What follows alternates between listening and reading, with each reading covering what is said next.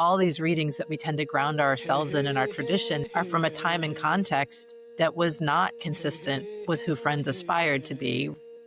Yes, I want to give them due honor, but sometimes what they are writing about is reinterpreted as being much more utopian than what it actually was.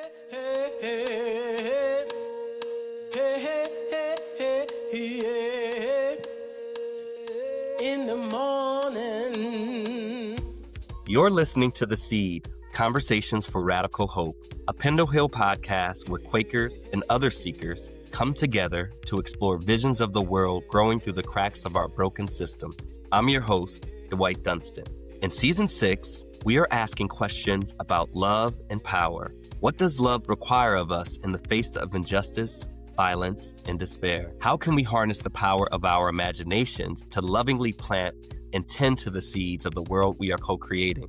What is God calling you to be faithful to in your acts of love, justice, and power? And where do we already see love and power at work, in seed form or full bloom? On today's show, I'm joined by two thoughtful, grounded, and deeply engaged guests, Zae Illo and Lisa Graustein. Zae brings his experience as a public theologian and street minister, tending to the spiritual and physical needs of the unhoused in San Francisco. Lisa is a lifelong Quaker, artist, and justice educator whose work centers on healing and transformation. Together, they help us reflect on what it means to live a life steeped in love and how that love shows up in the public square. This season, we ground each episode in a short reading.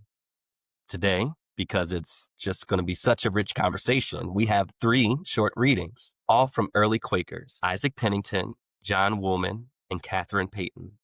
Isaac Pennington was a 17th century English Quaker and one of the early thinkers who helped shape the spiritual foundations of the movement. In today's reading, he challenges us to consider what true religion and true love might restore in us and in the world. Here is our first reading from the Writings of Isaac Pennington, Volume 1, in a section titled The Sum and Substance of True Religion, read by one of our guests. Whether the power of true religion and true love, if it were raised up and restored again, would make the world happier and set everything in its proper place, both inwardly and outwardly. Is not sense an excellent thing in man, if it be guided by reason? And is not reason a much more excellent thing, if it be guided by the inward seed of life? But sense, left to itself, without the guidance of reason, how brutish it is, and reason, left to itself, without the guidance of the life, falls below sense. How cruel, how blind, how selfish, how unrighteous is the man that follows the dictates of his own corrupt reason, without knowing and becoming subject to that which should enlighten it and give him the right use of it. He sows either to the flesh or to the spirit, either to his own will or to God's will. He follows either the ways of his own heart or of God's spirit. He experiences either the power of true religion and is thereby renewed and fitted for God, or he contents himself with a form of godliness without the power, and in effect remains what he was. John Woolman was a New Jersey Quaker born in 1720. As a traveling minister, he became one of the earliest Quaker voices to speak out boldly against slavery. This is from John Woolman, Durations on the Keeping of Negroes, 1754 through 1762. To live in ease and plenty by the toil of those who are kept in ignorance and oppression, and whom we seldom see, but to use them as our servants without regard to the end of their being, and the equal love of the Creator to them as to us. What more is this than building up Babylon anew? In love, he created all, and in love, he seeks the good of all. Shall we then live in pleasure and forget the afflictions of the afflicted? Shall we be by our conduct strengthen the bands of wickedness, and love ease more than equity? The love of ease and gain grows upon us. It is grievous to think how numerous are the wants invented by the degenerate mind, and how hard it is to distinguish those wants which proceed from a true need from those which are the offspring of luxury and pride. The Spirit of truth calls for tenderness and righteousness. The inspired prophet describes oppression in this manner.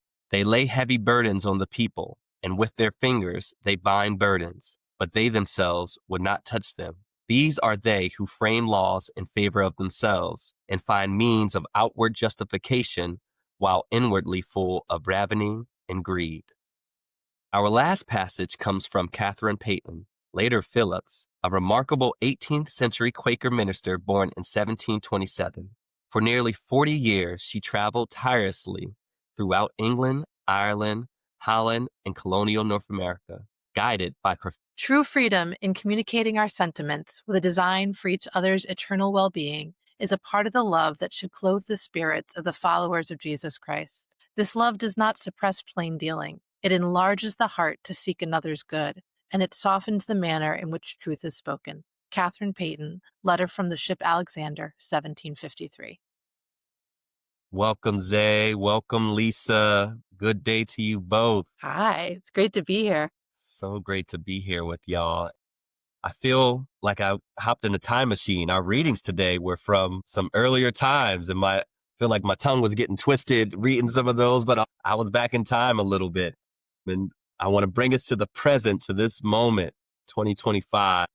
I just want to invite each of you in to just share a little bit about in your life right now, whether in your work or community or your spirit, where are you noticing love showing up with power? As soon as you asked the question, what came to mind to me was my recent experience at a church in San Francisco where I was speaking in the ministry on Sunday from the pulpit. So this was not a lecture or a talk or one of those formulations. This was the Sunday message at the worship hour. And as I start speaking, the audience is doing the call and response. So that's a very different thing. But then as I'm speaking, the musical director also starts like playing music to underscore what I'm saying. And first I had misunderstood that I had gone too long and they were telling me it's time for you to wrap it up. But actually I looked up, there's a clock that you can see only from the stage, which counts down how much time you have. He was actually engaging in like underscoring what I was saying. Underscoring. And if I think about it, like that kind of care where the message, whether in the meeting house, it doesn't matter where, outside, at an immigration detention center, where people are doing ministry, when the world says that you're speaking to their condition, that's a profound sense of love and care and support in the ministry. Not as quiet as we've sort of come to expect, where anything that moves throws off the message.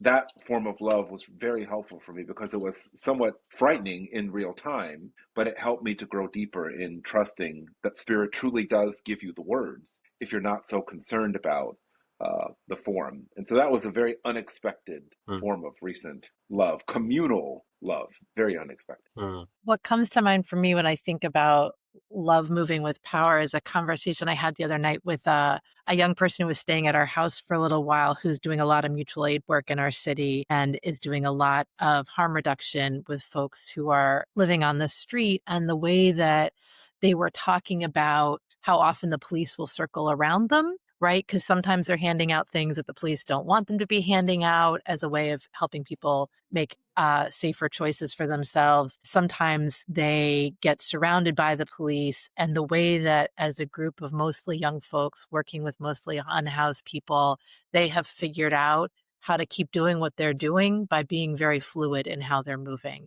And so they're not backing off from offering folks what they have to offer.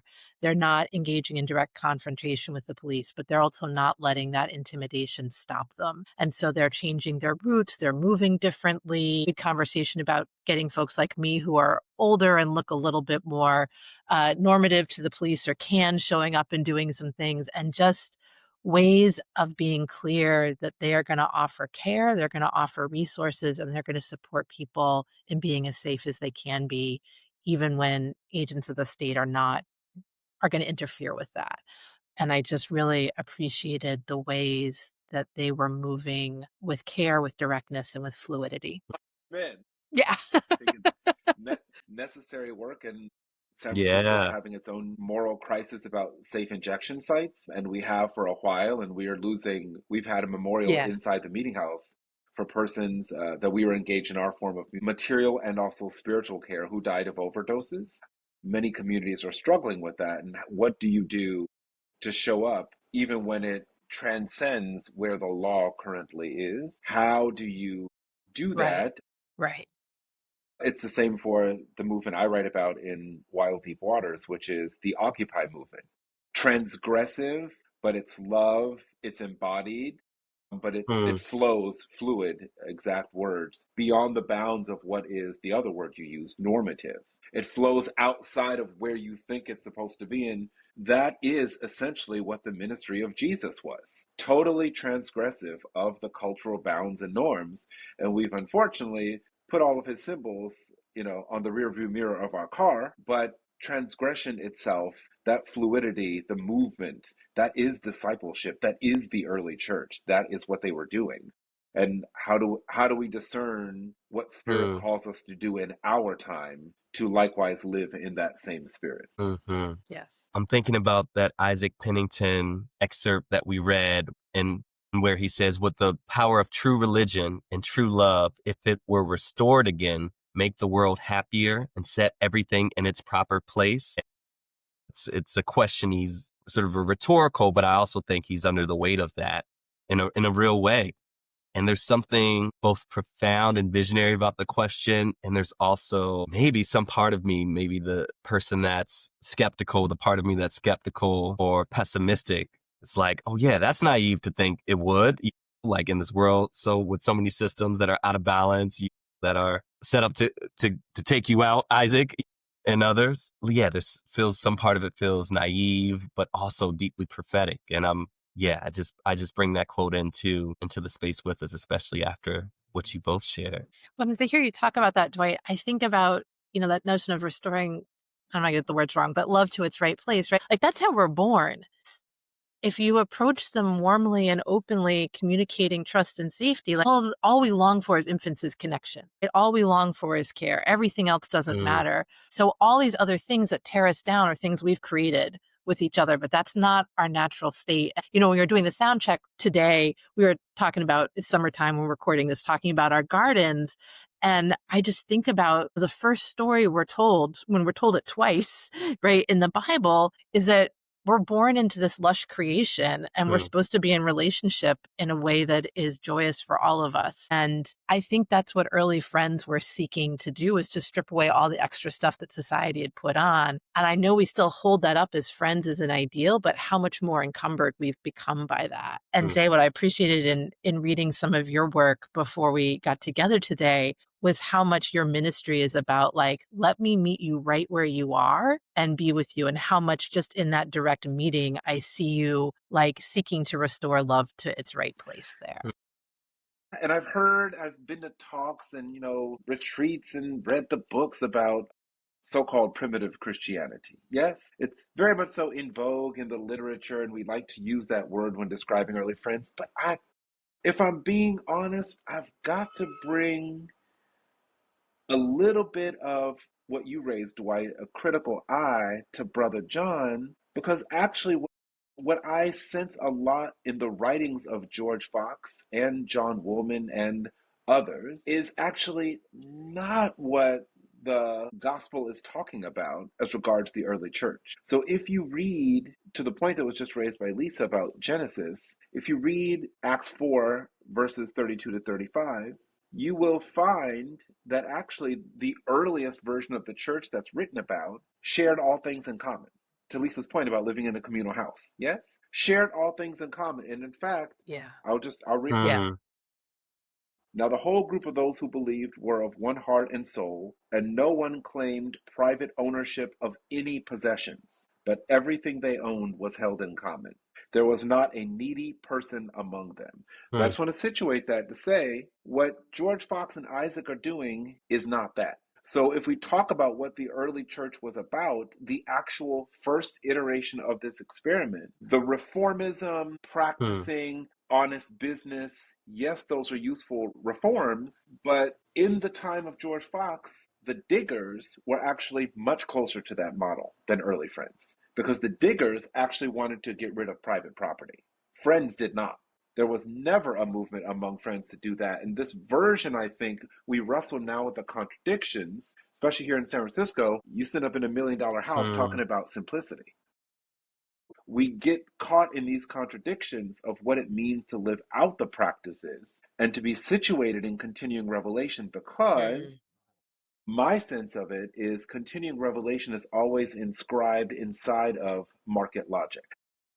Unless you get out of that, you can't do what the early church was doing, because what they were doing was not individual possessions. There's a line, there's a distribution of different ways you can manifest that. It need not be at one end of the spectrum, but I do think it has to be said, because what Isaac Pennington is writing about, and there's so much writing about, oh, it's so wonderful, and he was ahead of his time, and he's talking about liberating the slaves, yeah, yeah. Except what people forget to mention is, if there's no private property, slavery by definition does not exist. Slavery is private property. That's what that is. It's just a form of private property. Yes. So I wrestle with, yes, I want to give them due honor, but sometimes what they are writing about is sort of reinterpreted as being much more utopian than what it actually was, because the Diggers' works were published like 20 years before Barclay. Before our first theology, Barclay had already published 20 years prior. Winstanley is the Diggers' platform for radical social equity. And so we were a little bit more reformist from the beginning. And I think that we've sort of wrestled with that identity. I love that point. I think the baseline is just that was always racialized, always. There was no way, to your point, Dwight, about being a bit naive or being more sort of critical, or from my perspective as an African American, there was no way, no matter how much a Black person would have done good business, that you were going to have the same outcome as somebody who was in the dominant skin color. It wasn't about your ethics it wasn't about your moral character. And so there was no way to actually do what I think Friend's general supposition was. Plain dealing, plain business, that applied if you were a certain skin color. Yes. Because I think the major gap in their thinking and their writing was that forgetting that their context was already shaped by their skin color. I was struck this morning as I was reading the quotations for this podcast in preparation, how much we have a tendency as Friends to go back to the 16 and 1700s. And I appreciate understanding our origins and our foundation. And I think there are Friends that have guidance from that time to offer us. And as someone who's a big reader of Afrofuturism, I also think about what is it to incorporate readings into our spiritual growth, into our religious education that come from a future voice, and how much we need that, to your point, Zae, of all these readings that we tend to ground ourselves in and our tradition in are from a time and context that was not consistent with who Friends aspired to be, right? We're living in a time and context that is still not consistent with who Friends aspire to be. And where there's space for imagination, for world building, for naming that would give us the same spiritual nurture, but in a more expansive and whole and just direction. I want to get to both of you more around, right, really dreaming and visioning into these new worlds, and maybe having a interrogative eye, a skeptical eye, on what some of the early Friends were dreaming into, and the ways that it was visionary and very hope-filled, but also limited by the very thinking and construct of the time folks were living in. So I'm holding that. And Zae, your ministry lives in the streets, literally. Food, shelter, clean clothes, kind word, prophetic words.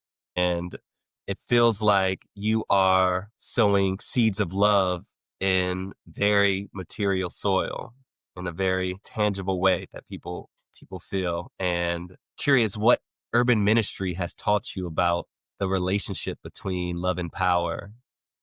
And as Zae is sharing, Lisa, not that your work also isn't in the streets in a particular kind of way, and also just thinking about some of the work we've done together where we think about institutions and supporting them and the people within them to be just and loving, but them often falling short. I want to invite also you to just reflect on what ministry in those spaces has taught you about love and power. So Zae, for you, ministry in the streets.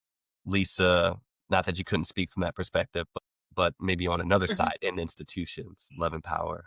It's institution. important to begin with a grace for early friends in that they were, in a practical sense, trying not to get killed. They were navigating, you can't say certain explicit things. The peace testimony is shaped by that. It is a document that says, we're not dangerous to you. We are not interested in storming the government. We are not a threat to the existed political power. Yes? And the outcomes of Mary Dyer and others demonstrated how dangerous it was. It was illegal to be a Quaker. So I have to also understand their context. It was illegal to gather in meeting for worship, right? And in our time when we're concerned about immigration and detention and officials, we can sort of understand some of that. Imagine people are going to storm into your meeting and drag you out because your practice is against the law. Yes? So first, grace for that, for their specific context. As regards San Francisco monthly meeting near 9th and Market in San Francisco, our urban context matters. It is an urban context. So much of the imagery about Friends is pastoral, and you got sheep and cows, and you got lots of endless fields and etc.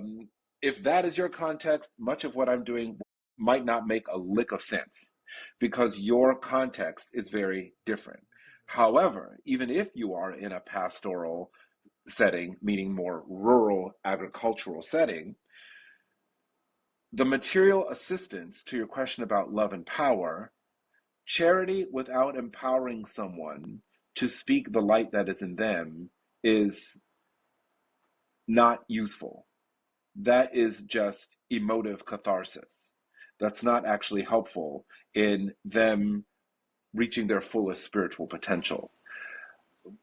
The baseline for the ministries, whether it's the Friday food sharing, the food pantry ministry, the laundry ministry, is that the material outward needs are just a mechanism to get to the spiritual testimony of people that we would otherwise never hear from.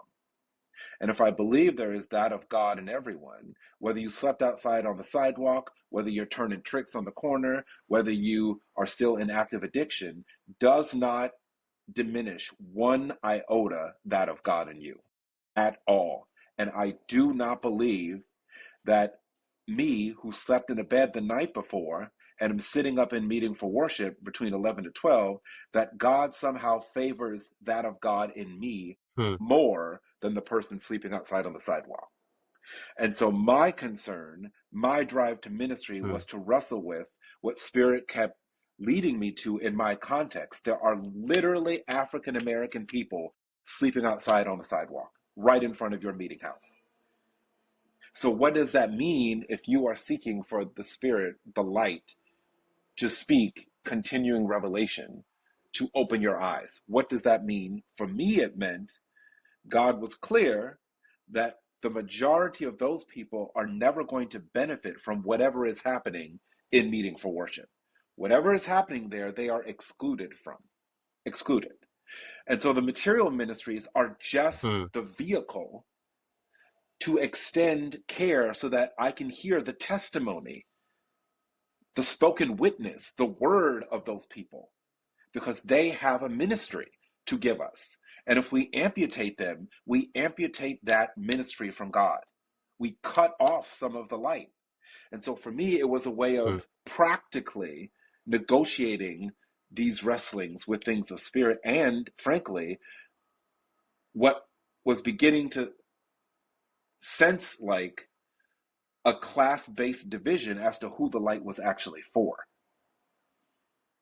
And rather than just criticizing people and talking about it in an intellectual fashion, God said, go meet, I have to tell you. So that it was by experience, not intellect.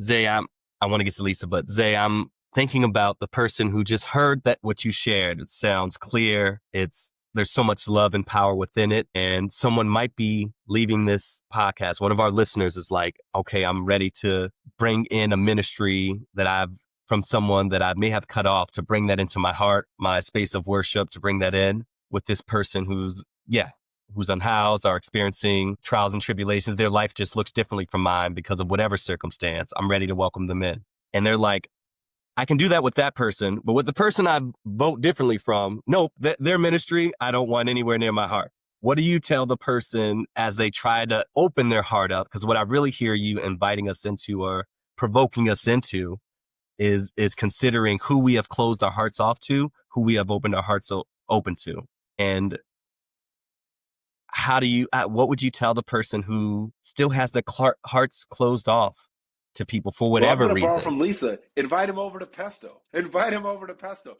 Truly, one of my elders that I have a recurring dinner with is a staunch Republican.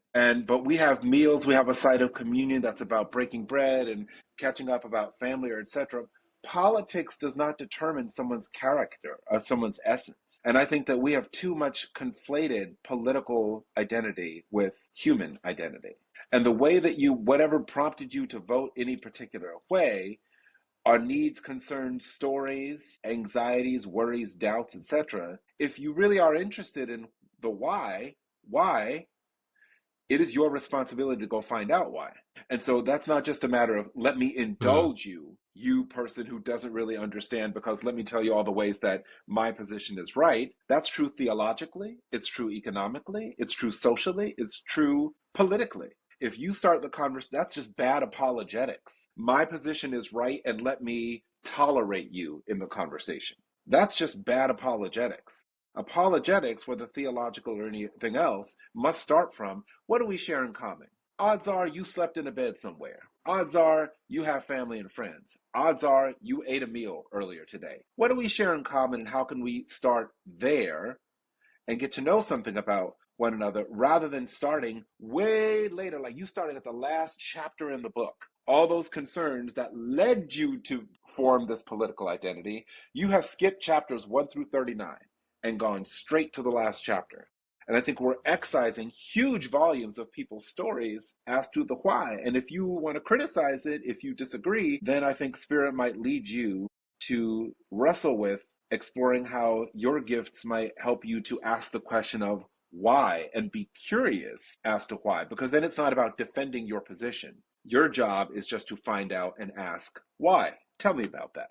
That's just good pastoral care. Yes, can I jump on that question too? Because I think we're at a time where I love your answer, and I just want to add to it, because I think we're at a time where we need so many tools in our toolbox for how to do that. And so I just want to share the two that are my go-tos. Is one, I can ask anybody, what is the world you want your great-great-grandchild to live in, right? Whether or not they're of our own biology, but a descendant that we'll never meet, almost all of us want that young person to have a clean environment to live in. Almost all of us want that young person to be loved and cared for, to have rich community. And that's a place where we can build to a future together that doesn't have to get about the immediate politics now. And when I ask someone, what do you want for your great-great-grandchildren? Almost always there's a softening, right? When we think about that young person in our line, chosen, genetic, whatever it is, that we're never going to meet, there's a softening, and there's a place where we can connect. And the other ways that I try to bridge when there's intense difference is if people are open to it, how do you want me to pray for you? Because when I pray for someone, it's not about me. And it's not even necessarily about the you that I'm getting right in this moment. It's about my spirit connecting to divine, to connect to your spirit.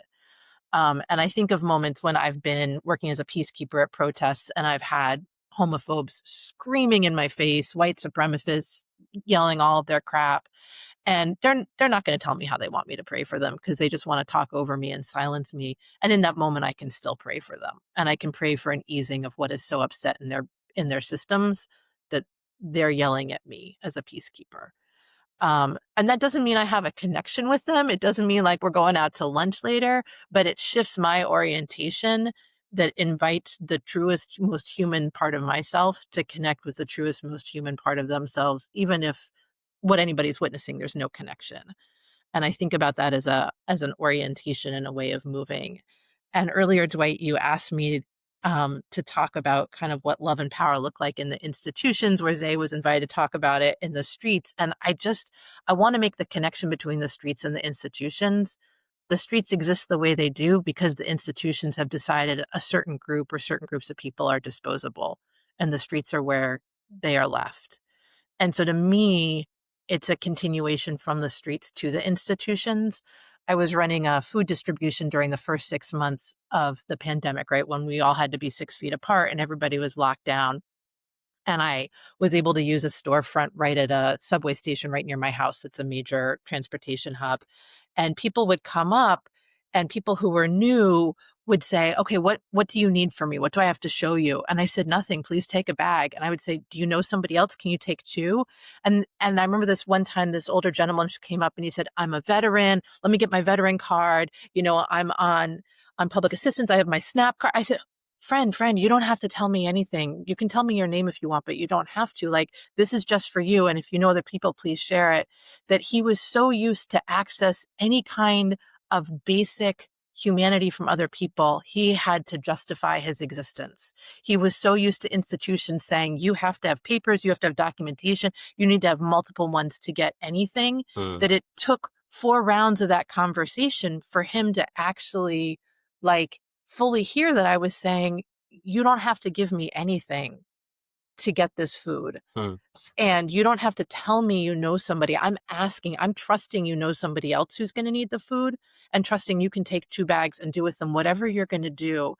And so how much our institutions at every level set up gatekeeping for resources, and that anyone I've ever met who is in a situation when they're living on the street, it's because institutions that are supposed to provide safety nets for all of us have failed them, whether it's mental health, whether it's safe housing, whether it's community support and well-being, documentation, whatever it is.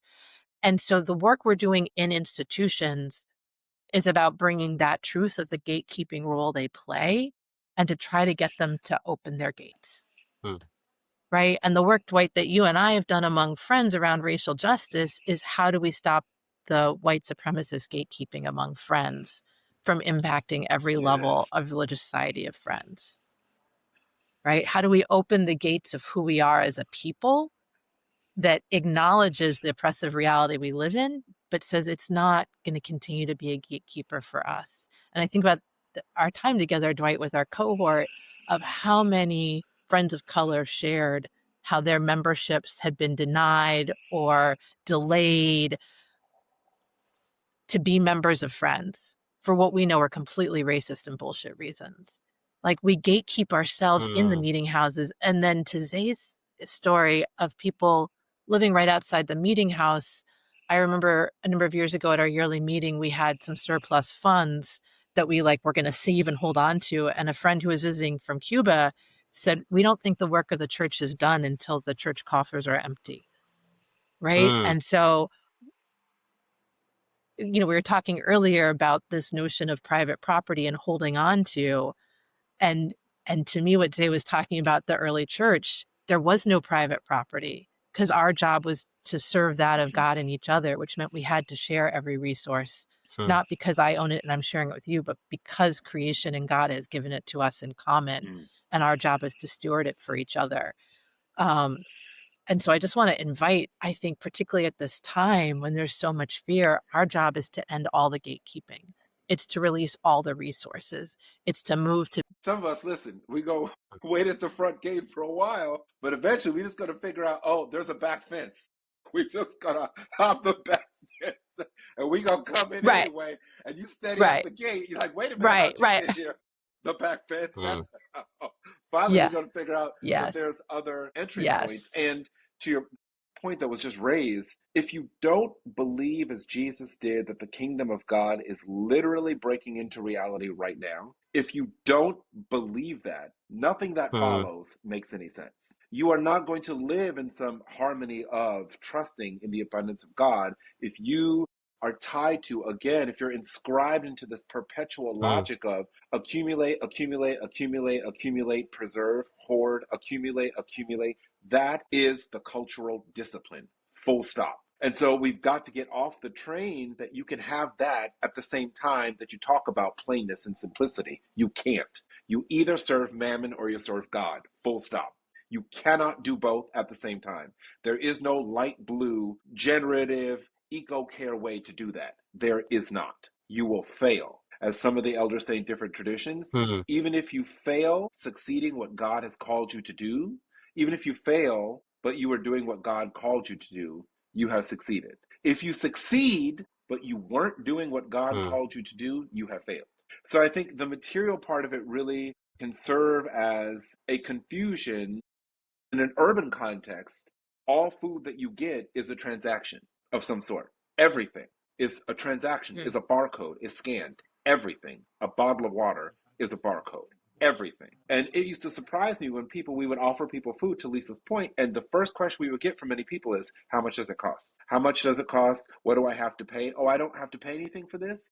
The logic that everything that you access, healthcare, housing, faith to some degree, because you got to have the money to afford a shower and a place to, everything is inscribed inside of that logic. It is hegemonic. And to some degree, public theology wrestles with that, because if the kingdom of God is truly breaking into reality, and like Mary says in the Magnificat, this means that the last shall be first, that rulers will be torn down from their thrones. If that is real, if that's real, that cannot mean, to go back to what I said about George Fox and Pennington, that cannot mean you stay inside of that logic and you just make it a little bit nicer.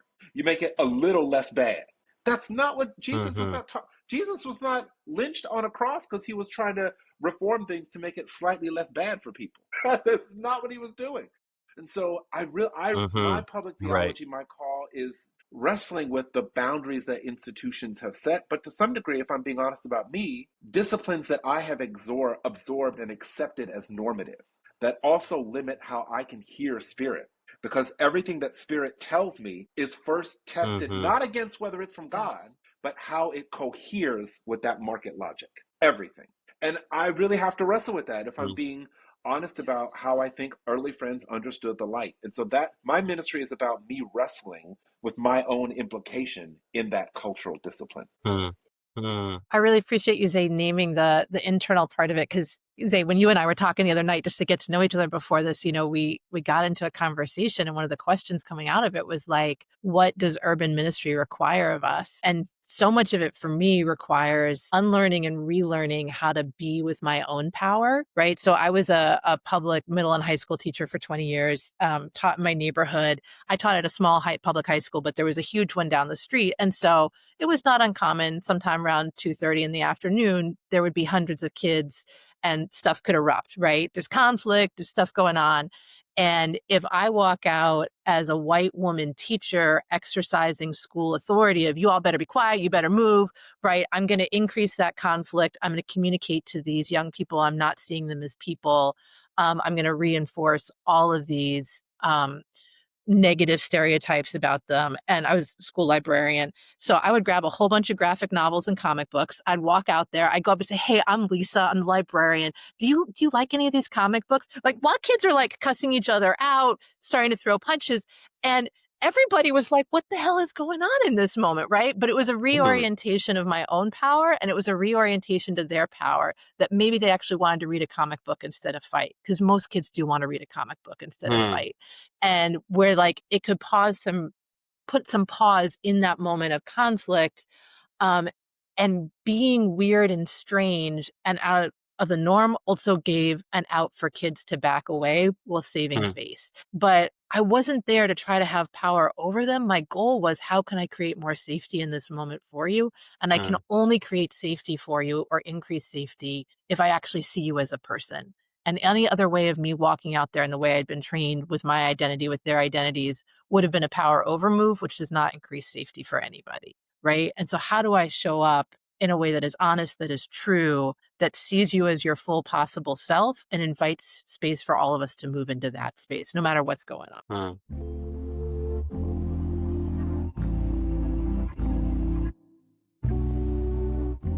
Zae and Lisa are forces, individually, let alone together. We had to make space for amens and hallelujahs as they spoke candidly, prophetically, practically, and compassionately about love and power. I'm sitting with two things that came up particularly. The first, I'm thinking about the world my great-great-grandchildren will inhabit, the one I want them to be in. The second is about this radical curiosity that Zae invited us to move into as we look to embody heaven on earth. Early Quakers We're very much a model for how today's Quakers can speak truth to power in the face of political injustice, especially here in the U.S. And Lisa and Zae both brought into focus the ways that early Christians can provide a blueprint on how we embody love and open-heartedness with Jesus as a model. And whatever your belief system, I have to say that I agree with Zae in suggesting before you take on the big work of facing injustice in the world, please get yourself an elder, someone who you are accountable to, you can learn from, who's tracking you, paying attention to your physical and emotional state, who can be alongside you in the myriad of feelings that are sure to come up as you look to combat injustice in the world, someone who can support you in staying grounded and connected. Eldership is so important in doing this justice work, as well as imagining the world we want the future generations to inherit. Having elders on your side is so important, just as spending time in the world that your great-great-grandchildren will inhabit, really thinking about how you want to contribute to that world, to bringing that world into fruition. As we close, I am thinking about you, folks listening to my voice right now, the listener, and the world you're moving through. Isaac Pennington asked whether the power of true religion and true love could restore what's broken and set things right, both within us and around us. That's not just a question for theologians or mystics. It's for anyone trying to live with integrity in a complicated world. John Woolman warned us about the love of ease and the ways it can dull our senses to suffering. And Catherine Payton reminded us that love doesn't avoid truth. It delivers it with care. So here's an invitation. Choose one relationship, one setting, one space in your life where power and love feel out of balance, and commit to doing something different this week. This might mean speaking up when you've been quiet, listening more deeply when you've rushed to respond, or returning to a practice, prayer, community, rest that reconnects you to what matters. Let it be specific, let it be real, and trust that even one act offered in love can ripple outward. Hey, hey, hey, hey, hey. The Seed is brought to you by Pendle Hill. We're a Quaker Center for Spirit-led learning, retreat, and community. Pendle Hill is located in Wallingford, Pennsylvania, on the ancestral lands of the Lenape people. Many of our guests are part of the vibrant teaching and learning community here. We host retreats, workshops, and lectures all year long. You can explore what's coming up at pendlehill.org/learn. Thank you. This episode was produced and edited by Peterson Toscano.